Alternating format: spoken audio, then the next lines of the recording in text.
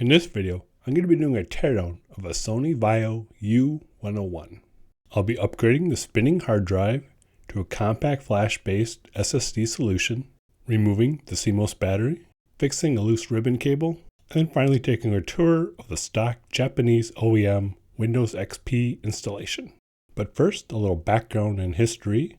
The U101 came out in 2003. It features a 600 MHz Celeron M, a 7.1-inch 1024 by 768 screen with ATI Mobility Radeon graphics. It comes stock with 256 megabytes of RAM, but you can replace that with up to a gigabyte stick. It has built-in wireless 802.11b. It has a 30 gigabyte spinning hard drive and came pre-installed with Windows XP. So let's take a quick look around this Vaio. Along the back, we have a single USB port, our battery release, and our CPU fan exhaust. On the side, we have our 16-volt power jack, and underneath this little cover, our Ethernet jack.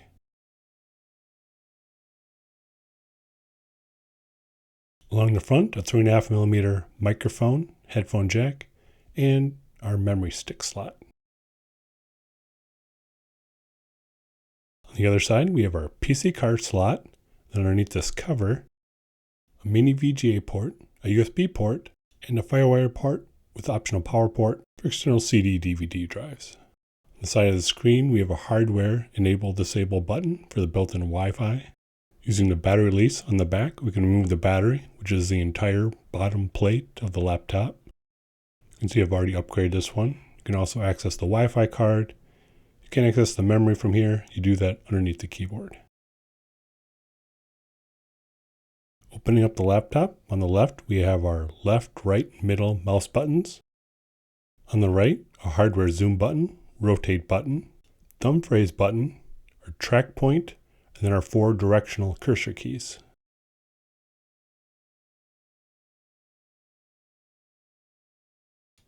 Now let's start the teardown. Now a little background here. This is actually my second Vaio. When I was working on the first one, about halfway through, I noticed that it had stopped recording. I'd gone too far to salvage it, so I decided just to put it back together without finishing the upgrade, and then I'd try again. Unfortunately, after I put it back together, even though it would power on, the lights would come on, the fan would come on, nothing would come on the screen, so I figured I must have damaged something. So I bought another one, the one you see here, that had some slight cosmetic damage, a chip on the front. Figured you could just swap it over from the first one. So then I decided to go back to the first one and just do the SSD upgrade anyway, just as kind of a practice run. So I didn't record that, and when I put it all back together, now it was fully working again. A quick aside here on the disassembly, these 2 bottom screws here, they normally have rubber feet over them. My first Vaio has them. As we'll see later, it looks like someone's already been in this one before me. So continuing the story, I'm not sure what the problem was. I tried reseating the display cables a couple times and that wasn't it, but now it's fully working. In the end, it worked out because the second one came with a working battery with very little wear on it. My first one also had a bad key, so I also swapped the keyboards. So I have 2 working and upgraded Vaios, one that's in really nice shape and one that's a little beat up with some issues. Now, continuing the teardown, we're removing this little door that was held on with a single screw that's over the top of the Wi-Fi card. This card is connected in a weird way. You can see the row of pins along the left, like would plug into a slot. But it's not actually using that. It's being plugged in by a ribbon cable into the back of the card. Otherwise, it's just wedged in here. You have to kind of pry it down a bit, and then you can lift it out. There'll be some antenna wires underneath to disconnect.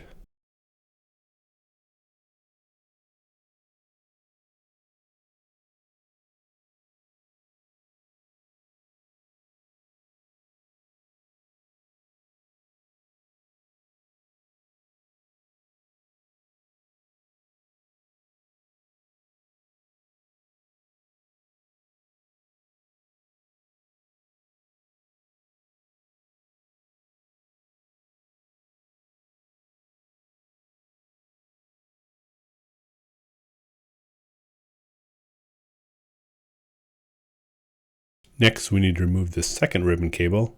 It's not really held in by a latch. You just have to kind of gently work it out of the connector.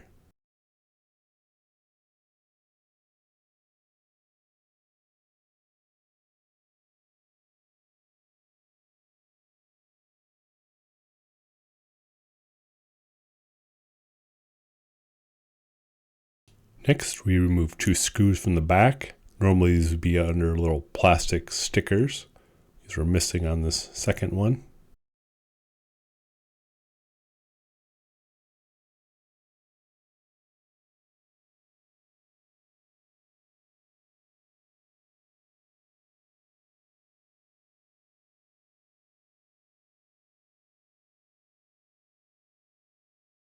Next, remove the keyboard, just kind of prying underneath the 2 corners and releasing the clips on the ribbon cable underneath.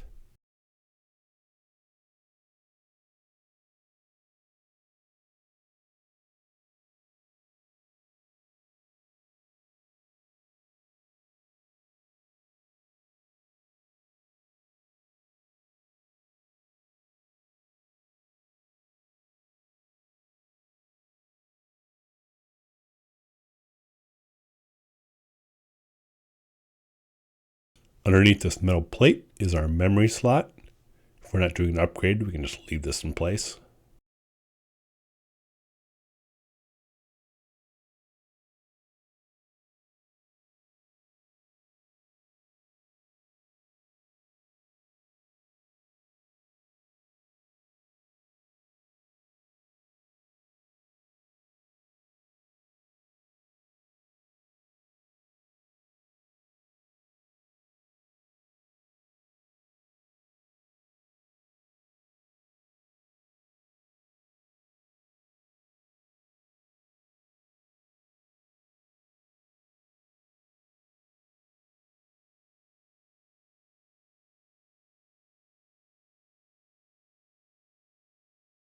Next, disconnecting the little ribbon cable by lifting up the latch.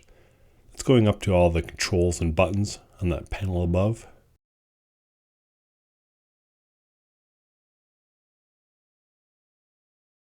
We have 1 screw to remove here. This would have been underneath a warranty sticker, so it had already been in here. Pulled it off. Now we can remove the top cover using a plastic spudger to kind of work loose all the clips. You want to be careful in the back there where the hinges are. Make sure they don't catch and crack.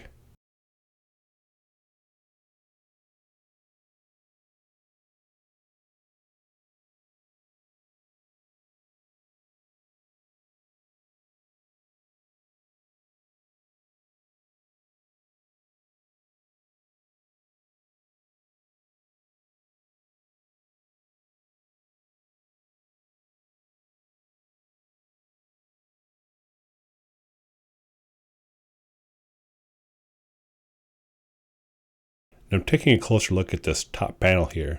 So on the second Vaio, the buttons were really flaky. You have to hit the power button a couple times. The cursor buttons didn't really work. But as you can kind of see here, this cable is really loose. That's what's causing our issue.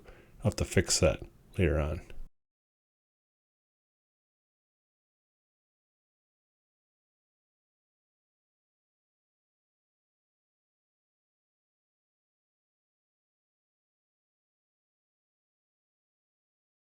Next, remove the 2 display cables.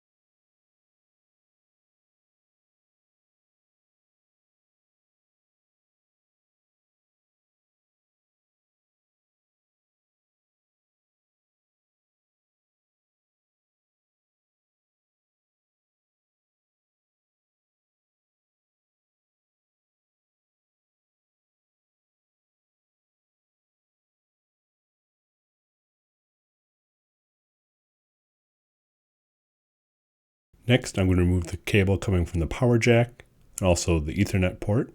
I'm going to leave the CPU fan plugged in as well as the other cable coming from the monitor. There's enough slack. They have pretty tiny wires, so I didn't want to risk damaging them.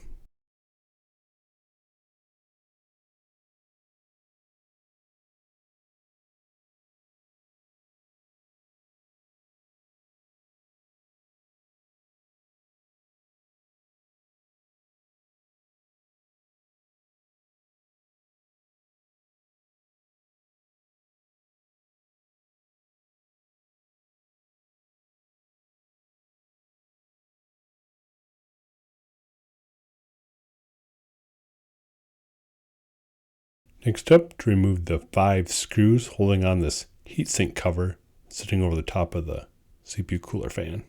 There are different sizes used on this.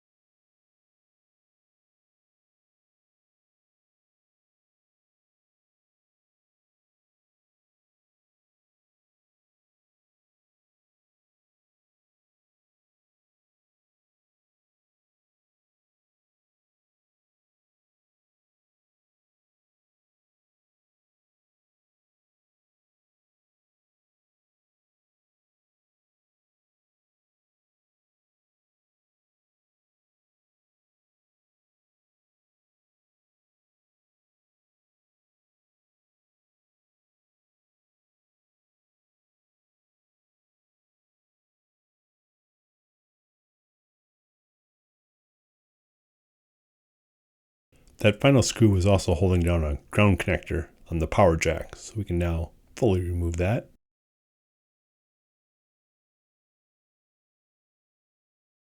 Now to remove the 2 screws holding the monitor hinges to the chassis. Now there was a different screw on either side, which is a little weird, but then again, someone else has also been in here before me.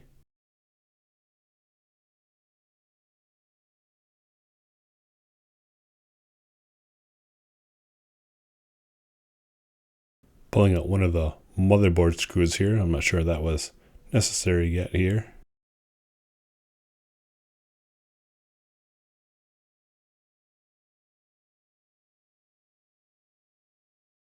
Now I'm not sure if this is the official way to remove this plate or if there's a better way, but it's riveted on in 3 places into a little cage for the fan.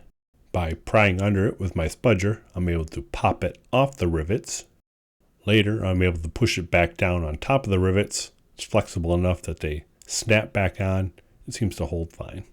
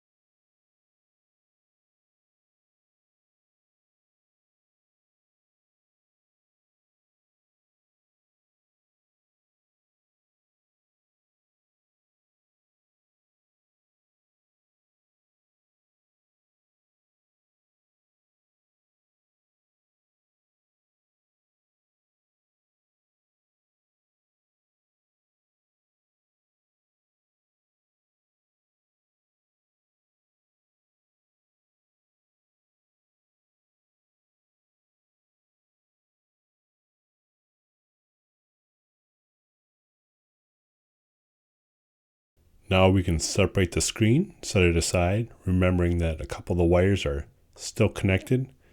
Being careful in the back so you don't damage the plastic hinge covers.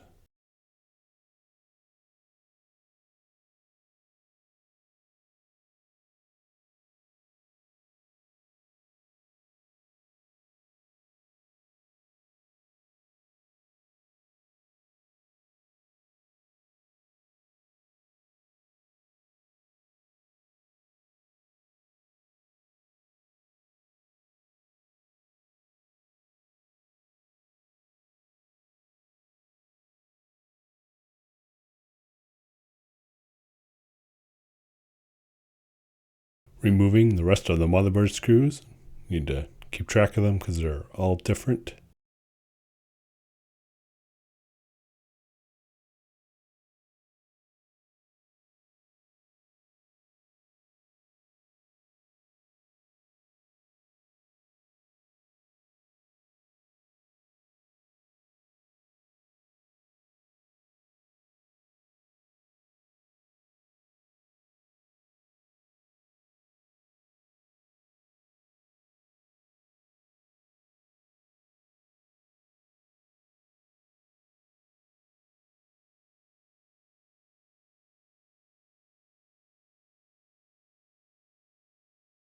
You just need to carefully lift out the board, remembering that that little CPU cage is still connected.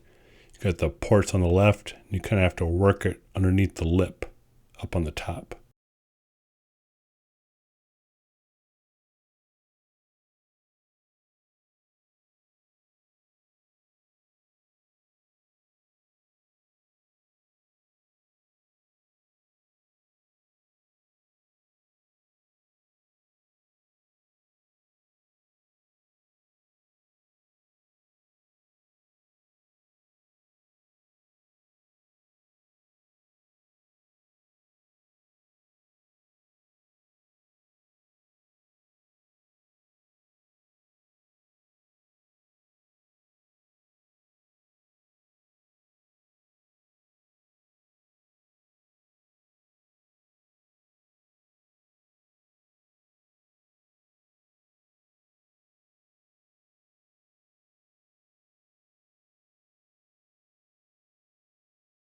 One thing that works out well is there's a hole in the bottom of the case with a plate covering it right over the top of the hard drive. Not sure what its purpose is. You can't get the hard drive out through this. By taking out this screw, we can pull out this plate. It'll be hidden underneath the battery, but there's just enough space through this to be able to pull out our compact flash adapter. So if we ever need to image it or copy a bunch of files, we can get to our card without having to go through all this disassembly again, just by pulling off the battery.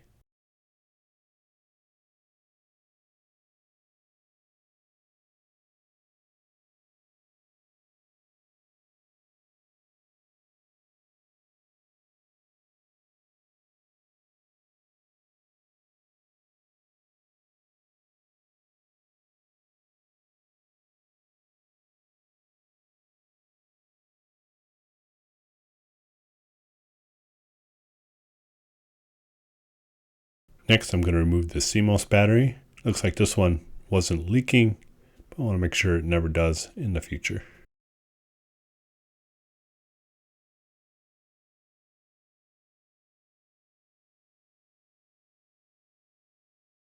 Now to remove the old 1.8-inch hard drive, just being held on by two clips on either side that clip into slots on the motherboard. You also have to kind of wiggle it off the connector. It's a little awkward.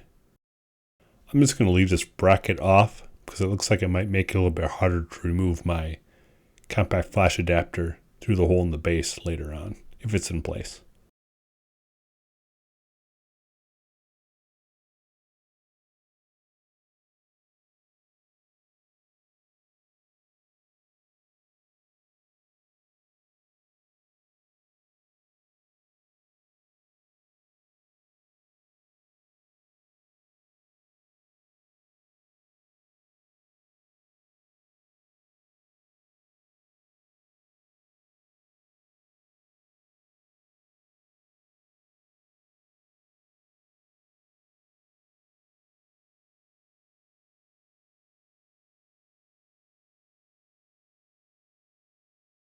I've got my compact flash adapter, trimming off the long jumper leads. And I'll be using a 32 gigabyte Transcend Industrial compact flash card. I'll be dual booting this.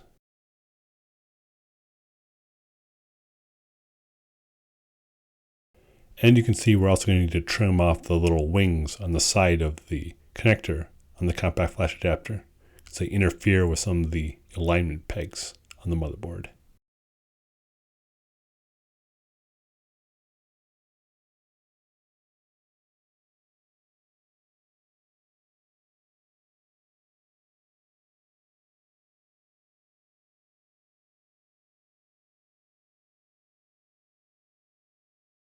And now the reassembly begins. We start out by flipping the motherboard back over and sliding it into the bottom cover.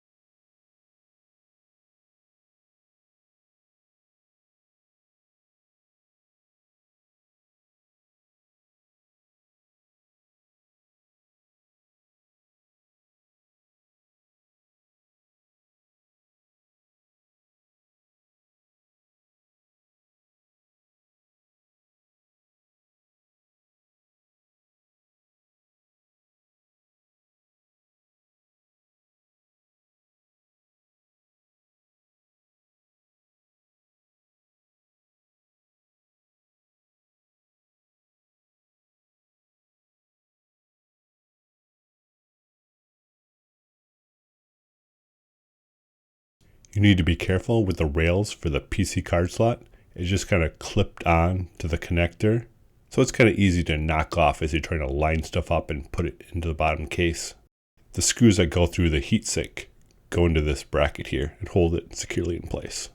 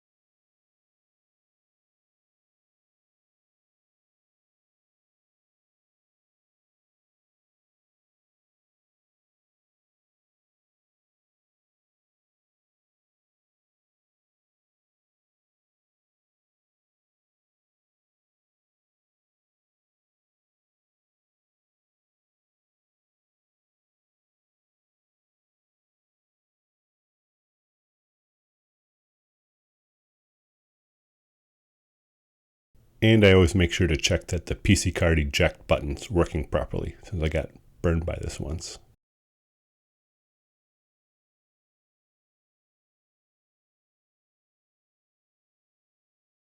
Tucking in the CPU fan, the screws on the fan case should line up with the holes on the motherboard.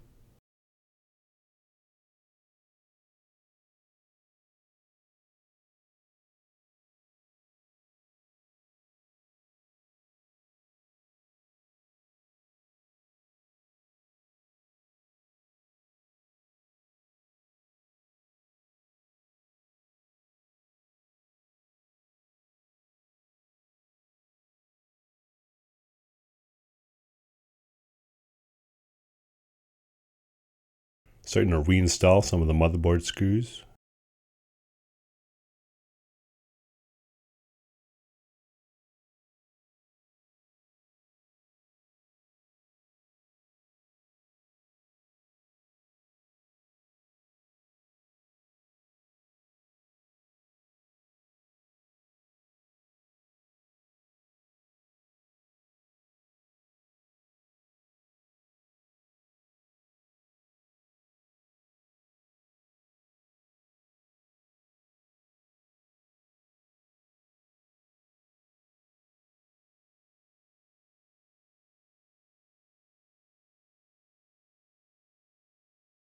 Reinstalling the heatsink cover. We made sure that that Wi-Fi antenna was run underneath first. Now a note on the screw in the upper left going through the heatsink. Now it's going to go into a plastic standoff on the motherboard. I'm talking about this screw right here, but it doesn't actually have any threads on it. There's a little square nut that fits into a slot on that standoff, and that's what the screw actually bites into. I had this happen to me, so if your screw doesn't tighten up, it's probably fallen out. I was able to just pull off the little plastic trim around the back ports and stick the nut in with some tweezers without having to disassemble it anymore. So here you can see I'm pushing down on the cover above the CPU fan to pop those rivets back through the holes, kind of lock it back together.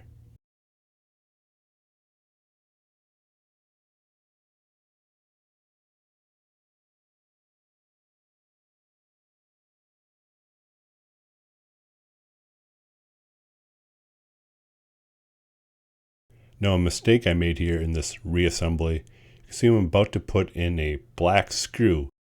This should actually be a silver screw with a very flat head.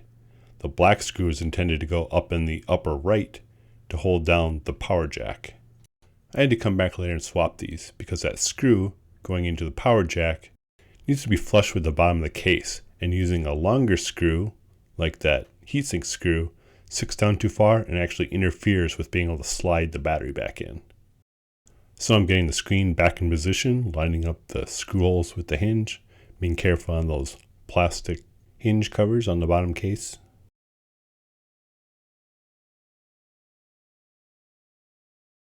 Reinstalling the two different screen hinge screws.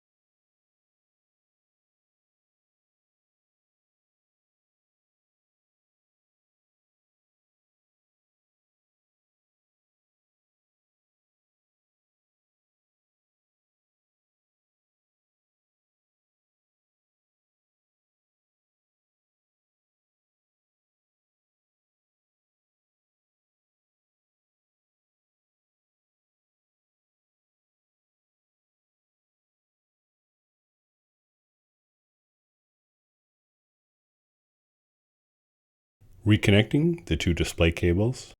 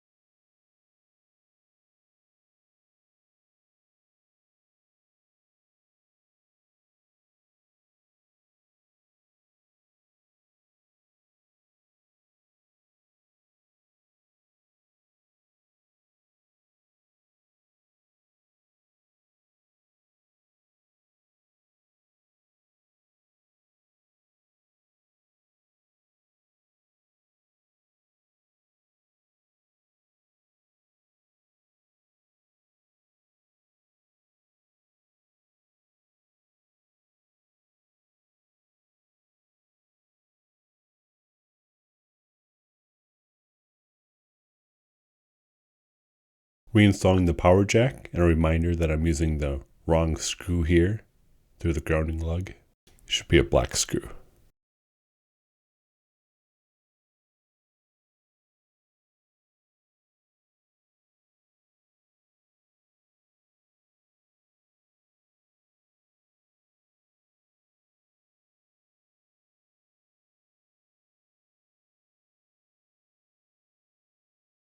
Reinstalling the Ethernet port and then connecting the power cable.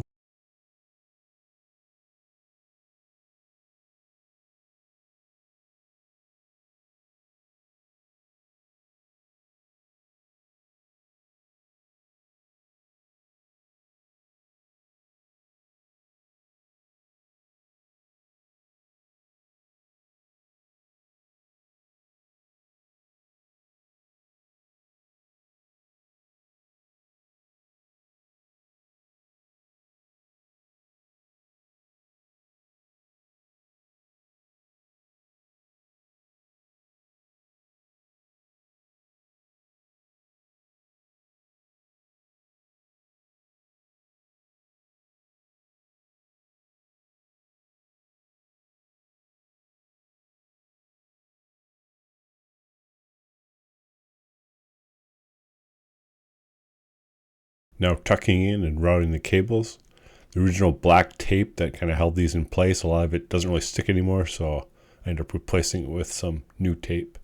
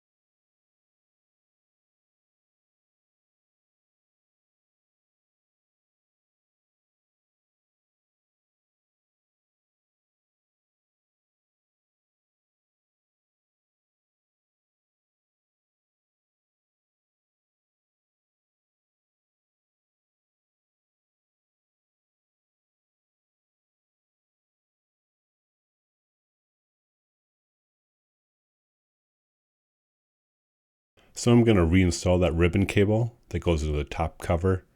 On mine it was loose and just kind of fell off.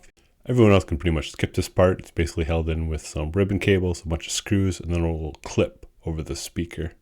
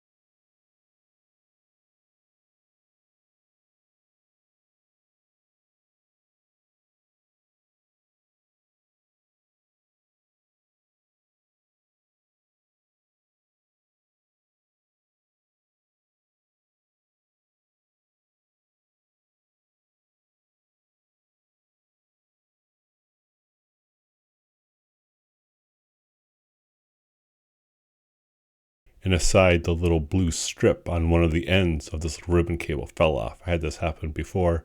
Without it, it doesn't really fit into the connector tightly. So you can use some Kapton tape. In this case, I use some of that cloth tape, so the end's thick enough to be held firmly.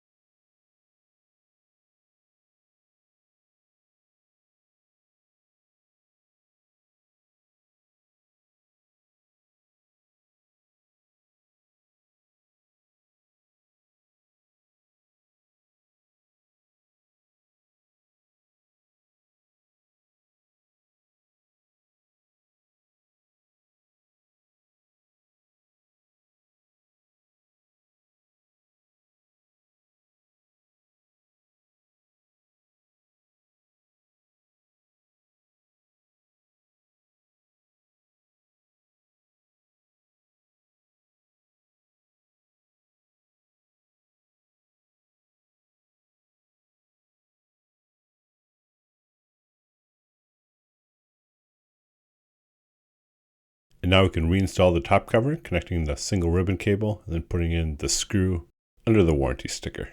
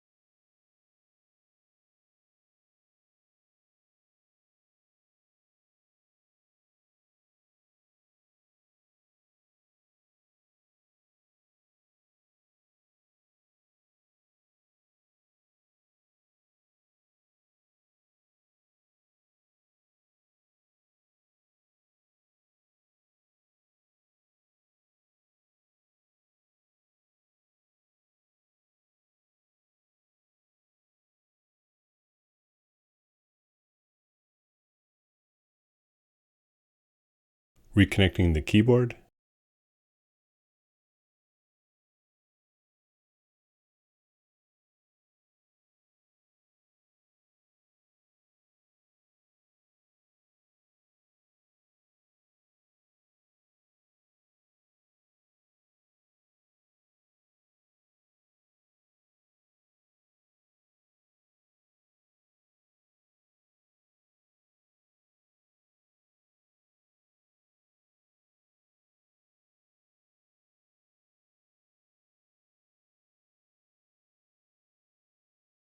and then finally the remaining screws into the back and the bottom.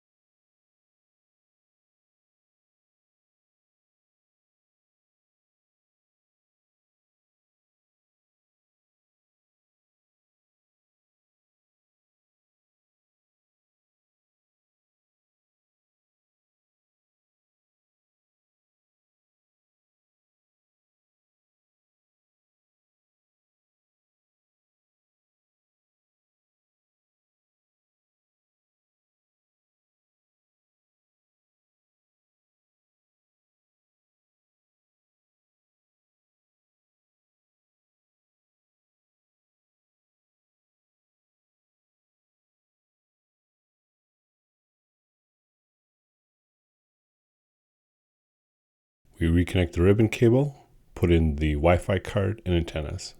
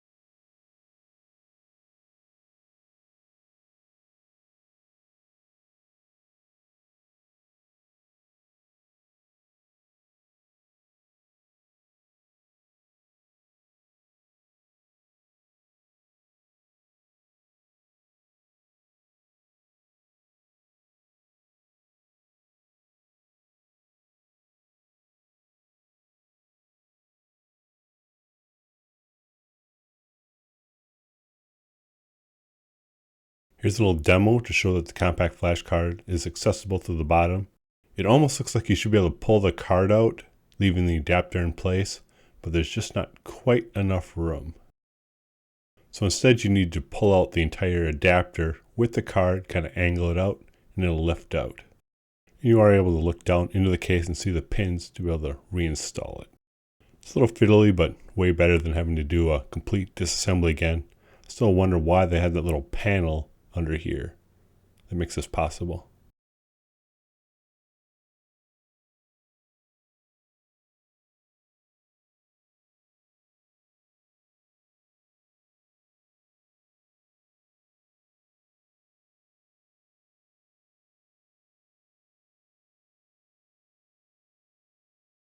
So now let's do our first boot and take a look at the BIOS. I have mine set up to dual boot Windows XP, both the original Japanese OEM version that I was able to install from 4 CDs on archive.org, I also did a clean Windows XP English installed the application CD, but some of the applications didn't install, I think because of the Japanese characters and file paths I didn't like. I'll upload images of both my dual boot system and then the Japanese OEM install, so you just write them right to Compact Flash. And now let's take a tour of the Windows OEM installation.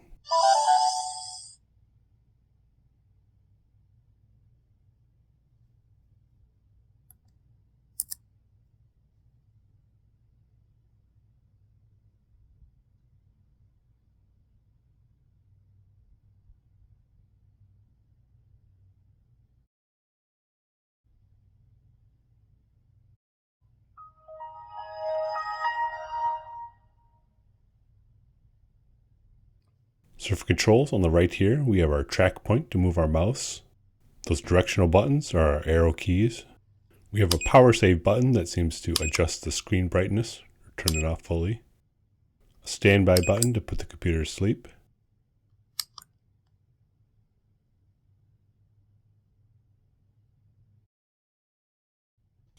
On the left we have our mouse buttons, our left click, right click. Circle in the middle is middle click. The LEDs for our keyboard status indicators, like caps lock, etc.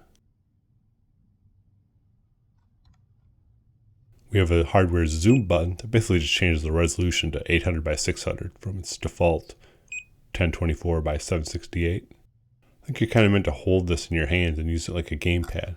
There's also a book mode. If you hold the button, it'll automatically rotate the screen.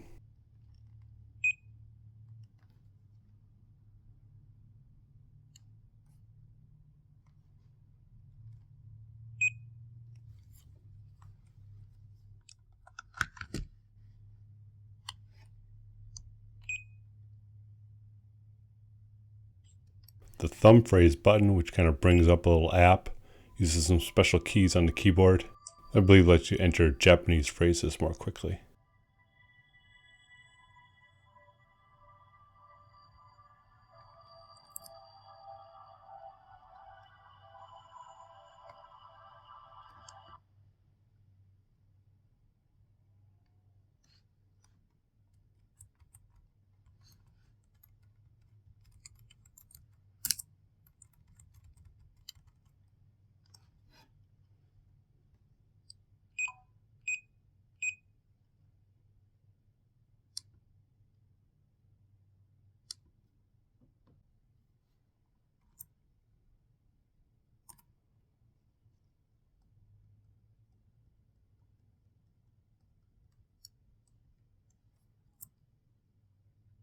Here's the power panel battery utility. Here's where I lucked out on my second model.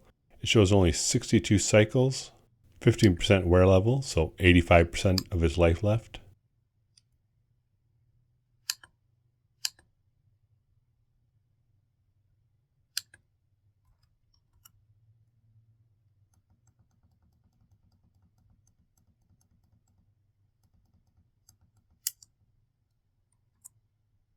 The Sony Notebook Setup app just kind of shows system statistics, unless you change some of the same options that you change in the BIOS normally.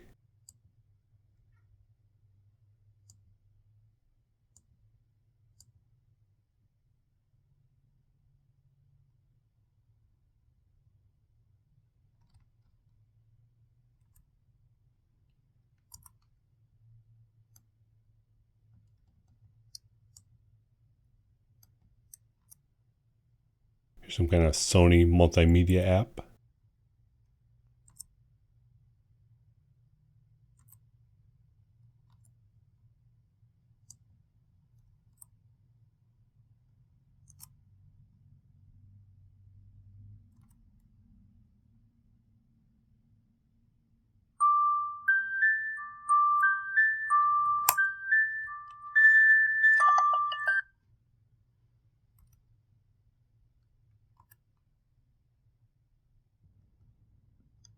It came with a Sega game from the factory. Just kind of fumble around with this for a little bit, since I can't read any of the on-screen text.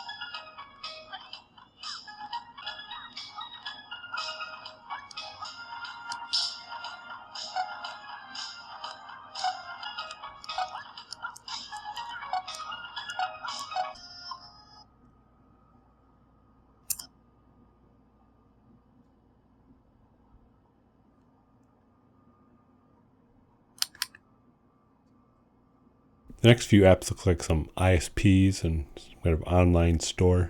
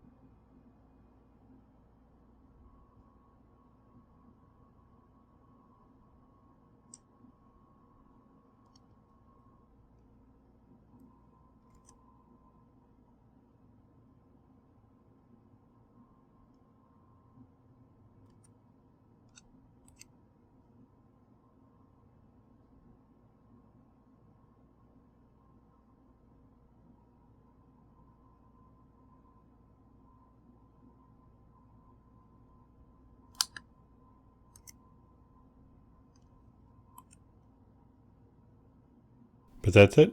Thanks for watching.